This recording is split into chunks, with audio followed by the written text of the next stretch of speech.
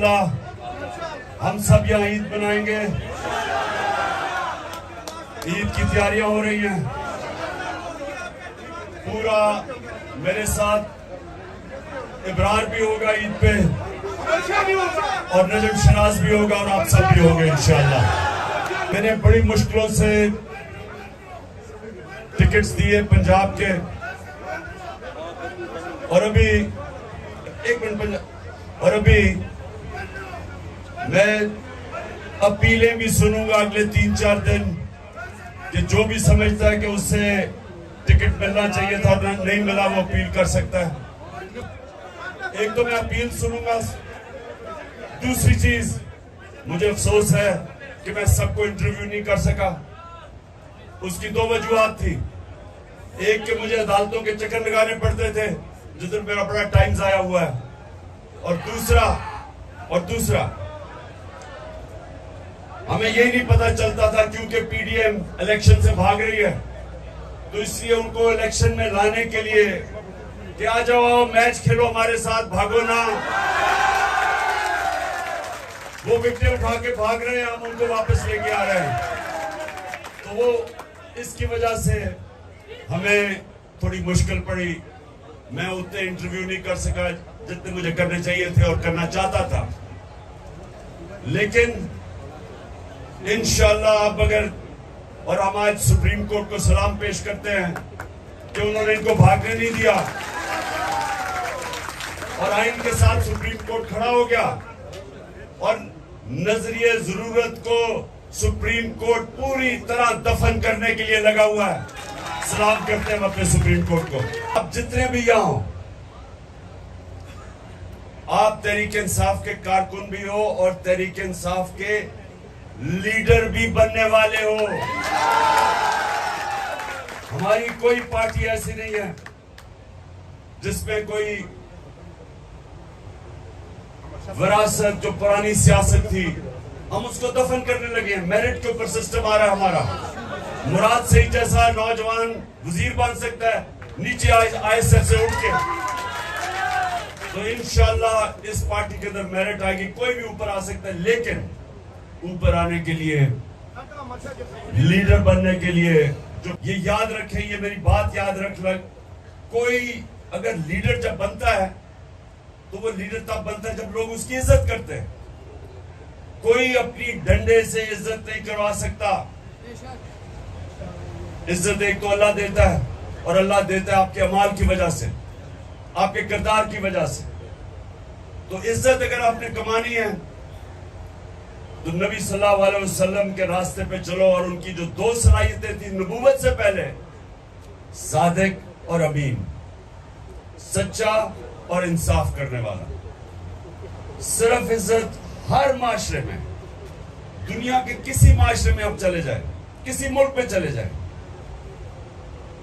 जिस इंसान की इज्जत होती है उसमें उसकी दो उसके कैरेक्टर में 2 सलाहियतें होती है। वो सच्चा होता है और अमानतदार होता है, इंसाफ करने वाला होता है, तब लोग इज्जत करते हैं उसकी। और लीडर के लिए 2 और सलाहियतें चाहिए। एक कि बुज़दिल आदमी लीडर नहीं बन सकता। बुज़दिल आदमी वो नवाज शरीफ अकेला नहीं, और भी बहुत ज्यादा है। मेरी जो बुज़दिलों की टीम है उसका कैप्टन नवाज शरीफ है, लेकिन और भी बहुत ज्यादा उस पर खिलाड़ी है। लेकिन शरीफ खानदान की तो सलाहियत यह है कि वो सारी बुज़दिल है। और ये याद रखना, करप्ट आदमी हमेशा बुज़दिल होता है। अच्छा, दूसरी 2 और उसमें सलाहियतें, जिस तरह मैंने कहा, सबसे पहले एक बुज़दिल आदमी लीडर नहीं बन सकता। ये नहीं कि हमें खौफ नहीं होता, खौफ सब में होता है। चुप, खौफ सब में होता है। सुने जरा गौर से, खौफ सब में होता है, लेकिन जो भी इंसान ऊपर परवाज करता है वो पहले अपने खौफ के ऊपर काबू पाता है, फिर ऊपर जाता है। हमारा अली मीन गंडापुर एक दलेर आदमी है। आज उसको जो भी वो करे वो डट के खड़ा हुआ है, उसे कोई फिक्र नहीं पुलिस कभी इधर लेके जा रही है।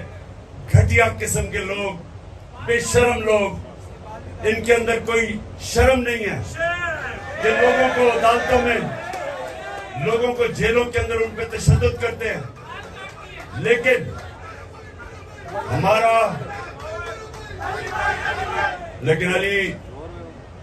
अली नवाज डट के खड़ा है, और हमारे जितने भी अली जैदी उधर कराची में वो खड़ा है। कोई इनको फिक्र, हमारी सारी पार्टी को फिक्र नहीं करनी चाहिए कि हम जब तक हकीकी आजादी नहीं लेंगे या कोई नहीं पीछे हटने लगा। और चौथी देखें, जो सबसे बड़ा बुत है खौफ के बुत के और पैसों के बुत के अलावा, वो है अपनी मैं का बुत। इंसान अपनी मैं को काबू नहीं पाता, वो अपनी मैं की पूजा करनी शुरू कर देता है। जो अपने मैं से बाहर नहीं निकलता, अपने आप से बाहर नहीं निकलता, वो बड़ा इंसान नहीं बनता। जिसकी सोच अपने से बड़ी नहीं है, वो लीडर नहीं बन सकता। तो याद रखें, हमारा जो हमेशा के लिए लीडर है वो हमारे नबी सल्लल्लाहु अलैहि वसल्लम है, जिनको रहमतुल आलमीन कहते थे। सब इंसानों के लिए रहमत बन के आए, मदीना के लोगों के लिए नहीं, अरबों के लिए नहीं, मुसलमानों के लिए नहीं, सब इंसानों के लिए वो रहमत बन के आए थे।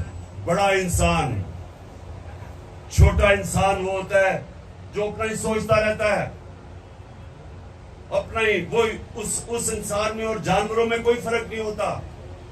जानवर भी दुनिया में आता है, खाता है, पीता है, बच्चे पैदा करके मर जाता है।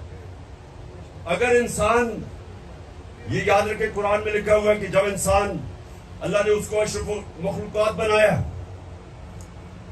फरिश्तों से भी ऊपर चला जाता है इंसान, लेकिन जब वो गिरता है जानवरों से भी नीचे चला जाता है। जानवर भी वो हरकतें नहीं करता जो इंसान करता है, जो गिरा हुआ इंसान है। तो हमें अल्लाह ने, हम वाहिद उसकी मखलूक हैं जिसको अल्लाह ने हमें ये सलाहियत दी है अच्छे और बुरे के बीच में तमीज करना। आप जो नमाज पढ़ते हैं, आप सिर्फ अल्लाह से मांगते हैं, क्योंकि हमारे पास, हम दो रास्ते पे जा सकते हैं, बुराई पे, अच्छाई पे। तो नमाज आप पढ़ते इसलिए कि अल्लाह, सारा वक्त 5 वक्त आप अल्लाह से मांगते हैं कि अल्लाह मुझे उस रास्ते पे लगा जिस पर तूने नेमतें बख्शी, जो अजमत का रास्ता है, वो नहीं जो तबाही का रास्ता है। ये आपके हाथ में है, आप ऊपर भी जा सकते हैं, नीचे भी जा सकते हैं। और जो लीडर होता है, ये याद रखें, जब वो फैसला करता है कि उससे कुछ करना है, इंसान भी, आप जब फैसला करते हैं, आपकी कोई ख्वाब है जिंदगी में, तो जब वो फैसला करते हैं, अगर आपने अपनी पूरी सलाहियतों का इस्तेमाल करना है, तो जब वो फैसला करते हैं, फिर वो आप उससे पीछे नहीं हटते। और ये याद रखें, जब तक आप उसके पीछे जद्दोजहद करते रहते हैं, आपके अंदर से और सलाहियतें निकलती रहती है। इंसान हारता तब है जब वो हार मान जाता है। ज़हन में जब वो समझता है कि मैं नहीं अब जीत सकता, वो नहीं जीत सकता। लेकिन जब तक इंसान हार नहीं मानता, मेहनत करता है, पीछे लगता है, ज़हन इस्तेमाल करता है, वो कुछ भी कर सकता है। जब भी मैंने जिंदगी में कोई काम किया है, मैं अपने आप को ये कहता हूं कि मैंने अब यहां जाना है, लेकिन इसके लिए जो भी मुझे कुछ करना पड़े मैं करूंगा। अगर मेरी जान भी जाती है, मैं फिर भी इससे पीछे नहीं हटूंगा। मैं आपको एक मिसाल देता हूं, इसलिए कि बड़ा आसान है समझने की ये मिसाल। जो आदमी जिसने दुनिया का सबसे ऊंचा पहाड़ पहली दफा चढ़ा था, माउंट एवरेस्ट सबसे ऊंचा पहाड़ था, आज से 70 साल पहले, उसका नाम था एडमंड हिलरी। हमेशा लोग उसको याद रखेंगे क्योंकि वो पहला आदमी था जो उस बड़े पहाड़ माउंट एवरेस्ट पर चढ़ा था। तो याद रखें कि जब वो पहाड़ चढ़ने से पहले उसको पता था कि जिसने भी कोशिश की, या वो मर गया था या वो फेल हो गया था। ज्यादातर ऊपर गए वो वापस नहीं आए।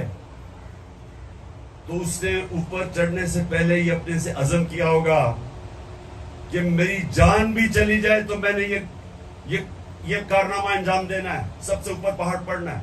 और तब वो कामयाब हुआ। जब आप ये फैसला कर लेते हैं ना कि जो भी हो मैं करूंगा, फिर जो अल्लाह ने आपको अशरफुल मखलूकात बनाया है, जो फरिश्तों को अल्लाह ने कहा कि तुम्हें भी नहीं पता, तुम्हें भी वो सलाहियतें नहीं दी जो मैंने इंसान को दी है, वो तब आपकी सलाहियतें निकलती हैं। जो इंसान कुछ करता ही नहीं है उसकी सलाहियत क्या कैसे निकलेगी? जो जद्दोजहद ही नहीं करता, मेहनत ही नहीं करता, उसकी तो कभी सलाहियत निकलेगी नहीं। अल्लाह सिर्फ इंसान को उसको नवाजता है, इंसान को जितनी वो मेहनत करता है। और क्योंकि वो रब्बुल आलमीन है, वो जो चाहे यहूदी हो, चाहे ईसाई हो, चाहे जो भी हो, जो भी मेहनत करता है अल्लाह उसको फल देता है उसका। और अगर मेहनत का फल आज नहीं मिलता, बाद में कई सालों के बाद मिल जाता है। मेहनत जाया नहीं होती कभी। तो जो लीडर होता है वो सबसे पहले उसकी बड़ी सोच होती है, वो अपने खौफ के ऊपर काबू पाता है कि जो भी हो मैं वहां पहुंचूंगा। उसका किरदार इस तरह होता है कि लोग उसकी इज्जत करते हैं, तभी उसके साथ चलते हैं। वो सादिक और अमीन होता है, सच्चा और अमानतदार। और फिर वो अपनी जात का नहीं सोचता, वो अपने से बड़ी सोच रखता है। जो अल्लाह के सारे पैगंबर लीडर थे, लाख से ऊपर अल्लाह के पैगंबर आए, सब लीडर थे, सब इंसानियत के लिए आए, कोई अपना नहीं सोच रहा था। जब हमारे नबी सल्लल्लाहु अलैहि वसल्लम, सारा अरब उनके नीचे आ गया, 23 साल की सबसे मुश्किल जद्दोजहद के बाद, तो उन्होंने जब आखिरी खुतबे में जब कहा लोगों को कि अल्लाह के सामने गवाही दो कि मैंने दयानतदारी से अल्लाह का पैगाम दिया, तो सबने शोर ऊंचा कहा कि हाँ नबी, हम गवाही देते हैं। फिर उन्होंने रोना शुरू कर दिया, क्योंकि उनको पता था कि वो एक पैगाम लेके आए थे अल्लाह का, अब वो उनके साथ नहीं होंगे, कि वो अपने अल्लाह के पास जाना चाहते हैं। उनका पैगाम खत्म हो गया। उन्होंने जब कहा मैंने आज तुम्हारा दीन मुकम्मल कर दिया है, तो लोग रोना शुरू कर दिया, क्योंकि वो जात के लिए नहीं आए थे, वो महलात और पैसे बनाने नहीं आए थे, वो बड़े इंसान थे। सो इसलिए याद रखना कि जब भी आप किसी मिशन के पीछे जब आप फैसला करते हैं, तो जब तक आप हार नहीं मानते, आपके अंदर से सलाहियतें निकलती रहती हैं। आपको भी नहीं पता अल्लाह ने आपको कितनी ताकत दी है। जितने बड़े चैलेंज लेते रहोगे, उतना बड़ा इंसान बनते रहोगे। जो इंसान बूढ़ा कब होता है, जब चैलेंज खत्म हो जाता है। कई क्रिकेटर जो मैं छोड़ के गया था उनको 30 साल पहले, वो उधर के उधर ही रुक गए हैं, क्योंकि चैलेंज खत्म हो गया। जब उन्होंने क्रिकेट खत्म की तो चैलेंज तो चला गया। उसी तरह कई लोग रिटायर होते हैं, एकदम बाल सफेद हो जाते हैं, बूढ़े हो जाते हैं, हार्ट अटैक हो जाता है, क्योंकि उनका चैलेंज ही खत्म हो जाता है। जब तक आप जद्दोजहद करते रहे, अल्लाह ने आपको बनाया ऐसा है, हमारे में सलाहियत है। आप जिस्म को जब तक वर्जिश करते रहते हैं, वो खड़ा रहता है। आप जब ज़हन को जितने चैलेंज लेते हैं, वो और तगड़ा होता जाता है, सीखता जाता है। इसलिए नबी सल्लल्लाहु अलैहि वसल्लम ने कहा कि इल्म सीखो जब तुम पैदा हो और जब तक तुम कब्र में नहीं जाते। मुसलसल अपने आप को, अपने ज़हन को इस्तेमाल करो सीखने के लिए। अल्लाह पाकिस्तान को वो मुल्क बना जो मदीना के रियासत के असूलों के ऊपर खड़ा होके एक अजीम कौम बने। और सबसे पहला जो असूल इस मुल्क में अल्लाह हमारी जद्दोजहद से लेके आ, वो है पाकिस्तान में अदल और इंसाफ कायम करना। ये याद रखें कि अदल और इंसाफ इंसान को आजाद करता है। हकीकी आजादी तब आती है जिस मुल्क पे इंसाफ होता है। और तीसरी चीज, अल्लाह पाकिस्तान को वो मुल्क बना जो कोई भी पाकिस्तानी भूखा ना सोए। आमीन। और जो चौथे मेरी दुआ है सबसे ज्यादा, और यहां स्वाबी से, इधर से, खास तौर पे पिशावर से, पटाग्राम से,